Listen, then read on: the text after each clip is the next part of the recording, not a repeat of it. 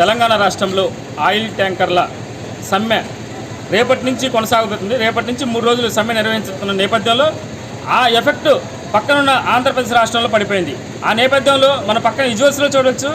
ఉదయం నుంచి రేపటి నుంచి పెట్రోల్ బంకులు సెలవని, రేపటి నుంచి పెట్రోల్ బంకులు నడవు, 3 రోజులు సమ్మె కొనసాగుతుందనే నేపథ్యంలో భారీ స్థాయిలో పెట్రోల్ బంకులు దగ్గరికి వాహనదారులు వచ్చి పెట్రోల్ కొట్టించుకున్న దృశ్యాలు మనం విజువల్స్లో చూడవచ్చు. అదేవిధంగా మనం ఈ తెలంగాణ రాష్ట్రంలో నిర్వహించే సమ్మె, ఆయిల్ ట్యాంకర్లు డ్రైవర్లు కానీ యాజమాన్లు కానీ నిర్వహించే సమ్మె మన ఏపీలో భారీ స్థాయిలో ఉంటుందని, దాని ప్రభావం భారీ స్థాయిలో పడటం వల్ల అదేవిధంగా ఇక్కడ పెట్రోల్ బంక్ యాజమాన్యులు కూడా ఇదే అలుసుగా తీసుకొని వాళ్ళు కూడా ఎక్కువ రేటు పెంచే అవకాశం ఉంది. అదేవిధంగా కేంద్ర ప్రభుత్వం 10 రూపాయలు తగ్గిస్తున్న నిర్ణయానికి అది 10 రూపాయలు తగ్గించినా కానీ అది రాష్ట్ర ప్రభుత్వం మాత్రం దాన్ని కొనసాగిస్తూనే ఉంది.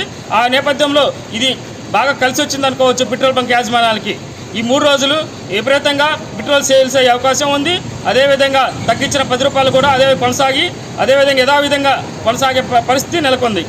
మనం ఈ పెట్రోల్ బంకుల్లో ఉన్నాం. మాచలపట్నంలో రింగ్ రోడ్డు సమీపంలో ఉన్న భారత పెట్రోల్ బంకులో ఉన్నాం. ఇక్కడ పెట్రోల్ కొట్టించుకోవడానికి వచ్చిన కొందరు అడిగి తెలుసుకుందాం. చెప్పండి సార్. రేపు బంకులో ఆపేస్తున్నారని బండి అని చెప్పేసి ముందుగానే మేము పెట్రోల్ తీసుకెళ్ళాం. ఆల్రెడీ బండి ఫుల్ ట్యాంక్ చేయించుకున్నాం. మళ్ళీ ఇంకో బండిలో ఆయిల్ లేదని తీసుకొని వెళ్తున్నాం.